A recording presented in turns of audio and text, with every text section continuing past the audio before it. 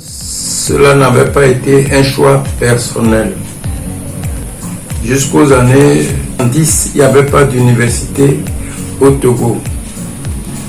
Juste un embryon d'université commune pour le Dahomey et le Togo, les sciences à Porto Novo et les lettres à Lomé. Il fallait se rendre soit à Dakar, en Côte d'Ivoire, au Maghreb ou en France. C'est réduit aux bourses accordées par l'État. La pharmacie à notre époque c'était 5 ans et on sortait comme pharmacien d'officine. Je ne me sentais pas cette vocation.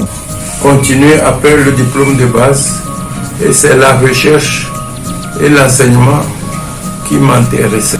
Et j'ai opté pour la toxicologie. J'ai choisi le métier de pharmacien parce qu'à la base, je voulais faire partie du processus de soins du malade sans forcément être en contact au quotidien de façon prolongée avec le malade, ni être confronté à la mort au quotidien.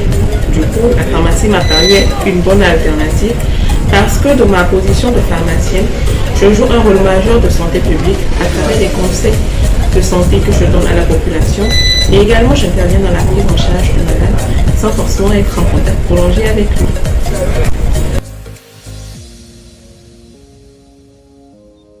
Ma journée type de pharmacien d'officine, c'est en moyenne 9 heures de mon temps dans la journée qui s'organise autour du comptoir avec la dispensation, la délivrance des médicaments, les conseils en santé pour tous ceux qui en ont besoin et qui viennent directement à la pharmacie. C'est également une partie de gestion de stock et d'approvisionnement pour rendre le médicament de qualité toujours disponible et accessible à la population qui en demande. Et également un peu de paperasse administrative avec la gestion des assurances, la comptabilité, etc.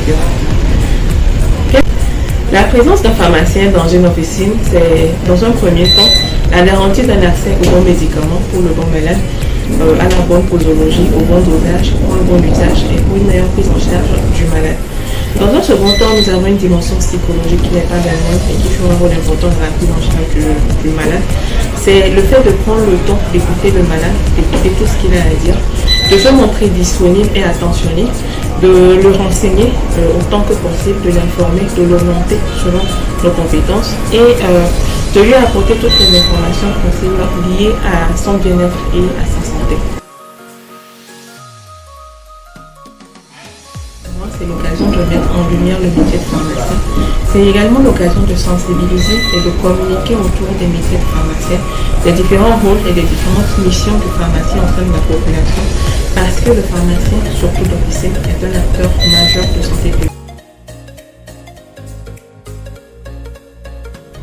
Je profite de cette occasion, la journée mondiale du pharmacien, et de l'opportunité qui m'est offerte de m'exprimer ce jour pour m'adresser à la population et rappeler que le bon médicament destiné au bon malade pour son bon usage, à la bonne posologie et au bon dosage se trouve en pharmacie. Et pour tous vos besoins, le pharmacien est là pour vous écouter, pour vous accompagner, pour vous informer, pour vous rassurer, pour vous réconforter et vous orienter. Donc demandez toujours conseil à votre pharmacien.